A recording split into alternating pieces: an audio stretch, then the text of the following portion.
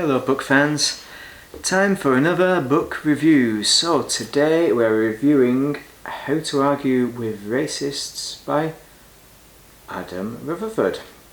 How to Argue with a Racist even.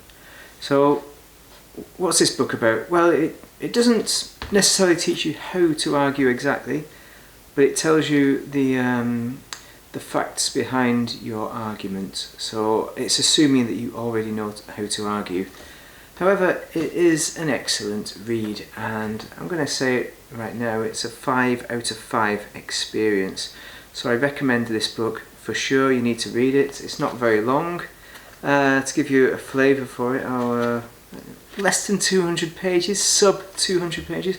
I'll read you a bit of an extract, but the idea is Adam Rutherford, he's a geneticist. You might have heard of him from TV's Radio 4 programmes, and his argument is in the genetic makeup of human beings there's not really significant differences between people with brown skin and people with light skin, with dark skin and people with light skin, and that basically skin pigmentation is not a great indicator of somebody's genetic makeup, because we are all a mix of everything.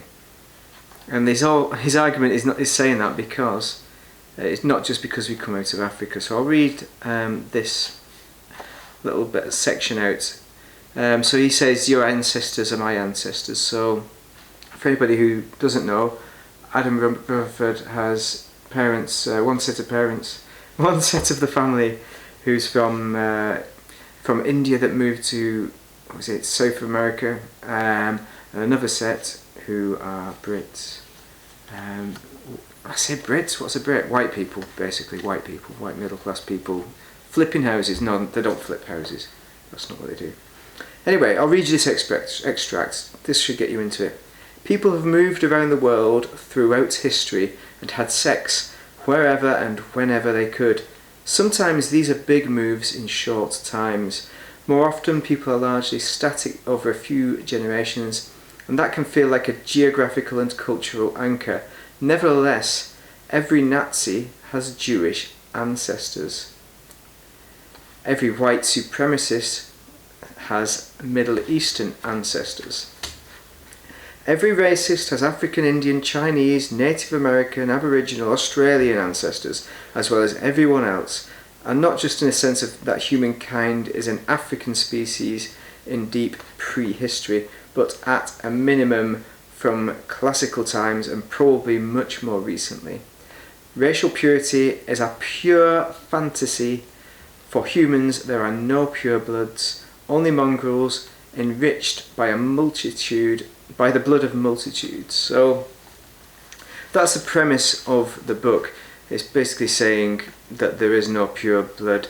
If you're a white person downing a gallon of milk, for example, so for people who don't know about this, white supremacists down a gallon of milk in order to prove that they are the purest of white. If they vomit, if they vomit when they're drinking milk, it kind of proves in theory that they're not pure, because the idea is because white people invented agriculture of animals and drank the animal milk, therefore only white people have the gene that makes you tolerant to lactose from a moo cow. Unfortunately for that argument, there are people in Africa who also farm cows, who also have a tolerance for milk. So that's not a good or valid test. It fails, and this is the kind of stuff that Adam Rutherford gives you. Some really interesting stories about current beliefs, and it dispels those beliefs. Like other beliefs are like athleticism. So he kind of uses a source of Matthew Syed's Bounce. So anybody who doesn't know it, this is a 5 out of 5 reading experience, and it basically says it's the environment over the genetics that makes great athletes. So the environment as in having the support, having the training, having the opportunity, and it's going to come into it as well that you need to, I suppose, if it's a physical sport, to have the right frame. but that's not going to be invalidated for a lot of people.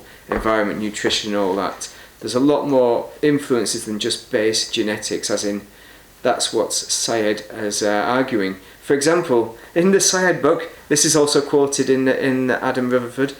Syed was a table tennis player. He went to a table tennis club in Reading, right? And the top table tennis players in the whole of the UK come from one street in Reading, and that's because they had a 24-hour table tennis shed that all these excellent or okay table tennis players went to, and they became excellent because of the quality of the training, working together, being competitive. That is Syed's argument, and it's an excellent read. You need to read that. So how does it come into genetics? Well, he talks about more stuff. Syed covers genetics as well. He kind of almost paraphrases a whole mega chapter, but the idea is saying that people from West Africa are the fastest runners at sprinting, and people from Kenya and that are fastest at long distance running, and in both those cases they're kind of false, really. With the West African one, you got Usain Bolt. He's from Jamaica, so he's originally from West Africa. But you don't find West Africans who are winning at the 100 meters, do you? You know, they're not anywhere. You have Americans, you have Jamaicans, you have people who originally came from West Africa who are winning, and that's because of. I mean, the thing is, lots of things come into account. They talk about the fast twitch muscles, so he talks about that as well here. But those muscles aren't just found in people in West Africa, and the people from West Africa also have rubbish fast twitch muscles. So there's all sorts of genes that have been related to distance. There's a distance running gene, I think it's ACE or something, and you've got the fast twitch muscles, the West African one. Both these are indicators that you're going to be better at one or the other in theory, but it turns out that populations that are renowned for being good at these disciplines are not necessarily the best. They don't even, like, you have Mexicans that live at high height, but they don't have, and they have these longer distance running ACE kind of genes, but they're not world leaders at long distance running. But you do have a lot of Kenyans, and what's happened I think with Kenya, I think what he was saying was that there's one village or town, one individual town that is a source region for all of their distance runners. So basically, one person's won, one dude has won, then more dudes have won because of that one dude, and it's like a tumbleweed. It's like a domino effect. That it becomes a centre of excellence because of the victory, and it's based on this concept that they are genetically superior. Remember the Germans in the war? They had that idea as well of genetic superiority, and that actually comes back to Syed's book. If you believe you're the best, then that gives you an advantage by having the belief, the faith to push through. It backs up your motivation to make you a better Olympian. Not all of them win, of course. So those are kind of positive ideas of racism, where they're saying, black people are good at running, aren't they? And they're saying white people are good at swimming. But swimming is, I think in this book they talk about one black swimmer, but white people with swimming, it's a middle class thing because they talk about the access to swimming pools for white people is far more than black people in the USA, so you get more white people doing the swimming teams, and they believe they're better because they have this. I got taught it at school. I got taught it maybe by chums. It probably wasn't even a teacher, but I learnt that black people have the wrong shaped feet, so they can't do swimming, and that's just pure nonsense. It really is, and those are some of the myths that are dispelled. There are other myths actually about the sprinters. Actually, coming back to that. He goes through an awesome bit about the sprinting and about the black Americans being excellent Olympians.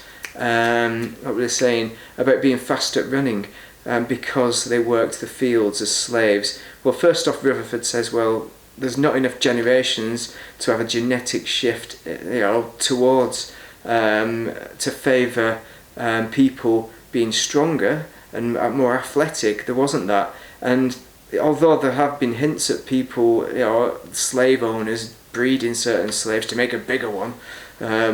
But that simply wasn't the case in history. Not enough people really did that. It's just a few kind of numpties really. So there's not really a case for that natural selection, if you can really call it that. So that there are all sorts of myths to racism, and I think he comes to it from a scientific point of view. So he talks about the current kind of ideas of kind of benefits, strengths within certain populations being related to race, being entirely, there's no research going on at the moment. Really, all the research is going in other things, like trying to solve illness and stuff. They're not trying to prove which race is basically best at what. Is the Russian race, it's not a race, better at chess? Russia covers all sorts. It's such a big continent. There are all sorts of races of people, if we use the word race. This book isn't trying to say that race doesn't exist, by the way. It's trying to say genetically there's not a case for race, but socially there is a case for race. So that it doesn't mean that racism doesn't exist. But what his argument is as well is that skin colour isn't a good indicator of race, of what the genetic construct of someone is. So we're all a mix of everything is kind of the conclusions of the book, and it gives you a lot of arguments. If you know an avid racist, this will clue you up on exactly how to discuss things with them. Although from my own experience, it's probably like talking to a brick wall. But you'll have the peace of mind of knowing that there are lots of numpties having read this book, which is really easy to read. Well, now reading the book itself, right? It's well written. I just read you an extract. Very well written, easy to follow. It goes in a really sensible pattern through the book, from start to finish. It's very good. One thing I didn't like was the paragraphs. So remember I like to stop on them big gaps, the big gaps there. There's not enough of them. You need to put more big gaps, basically, so I remember where I'm at. So the thing is, I go for pages and pages, and when it's bedtime, I found it difficult to pick up and read because I knew I had to go to sleep, and I can't just read a quick one, even though it's a short book. It's a very short book. So that is my only criticism, Adam Rutherford. Put more sensible ends in it, instead of just cracking off on one. But it is well written. There's elements of bounce as well. There's references at the end, some very good references if you want to do more reading. So yeah, overall, you know what I said, it's a 5 out of 5 reading experience.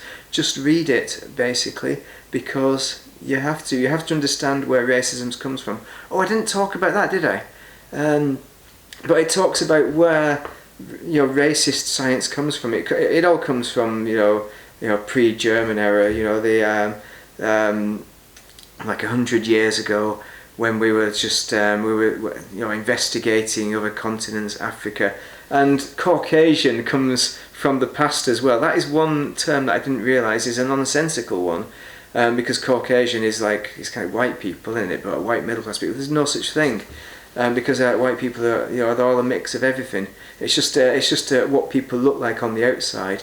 Yeah, that's what Caucasian is. And there's a load of other ones as well as Caucasian classifications for different humans.